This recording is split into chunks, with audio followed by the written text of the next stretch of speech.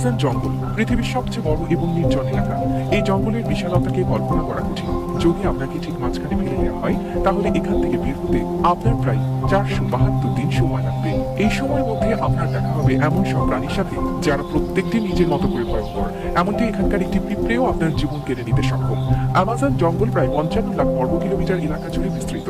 এখানে বাংলাদেশের মতো 37টি দেশ বা ভারতের মতো 2টি দেশ সহজেই জায়গা পেতে পারে। 8টি দেশের মধ্যে এই জঙ্গলের বিস্তার রয়েছে: America, Brazil, Peru, Colombia, Bolivia, Venezuela, Ecuador এবং গায়ানায়। পৃথিবীর মোট অক্সিজেনের 20% আসে এই জঙ্গল থেকে। এই জঙ্গলকে রেইন ফরেস্ট বলা হয়, কারণ বছরে একটি দিনও নেই যেদিন এখানে বৃষ্টি না হয়। জঙ্গল এতটাই ঘন যে সূর্যের আলো মাটিতে পৌঁছাতে প্রায় 10 মিনিট সময় লাগে। এর ফলে দিনের বেলাতেও এখানে প্রায় অন্ধকার থাকে।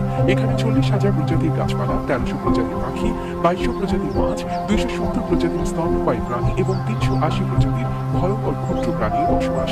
জঙ্গলে আছে গ্রিন অ্যানাকোন্ডা, বিশ্বের সবচেয়ে বড় সাপ। এটি প্রায় 33 ফুট লম্বা এবং 250 কেজি ওজনের হতে পারে। এটি এমনকি নিজের চেয়ে বড় প্রাণকেও ঘিরে ফেলতে পারে। এখানকার বুলেট অ্যান্ড পিঁপড়ের কামড় এতটাই যন্ত্রণাদায়ক যে মানুষ সেটিকে বন্দুকের গুলির মতো অনুভব করে। অ্যামাজন নদী পৃথিবীর দ্বিতীয় দীর্ঘতম এবং জলপ্রবাহের দিক থেকে বৃহত্তম। এই নদীতে প্রতি সেকেন্ডে 2,20,000 ঘনমিটার জল প্রবাহিত হয়। এতে বাস করে প্রচুর কুমির, ইলেকট্রিক ইল এবং বিরল মোনালি ডলফিন।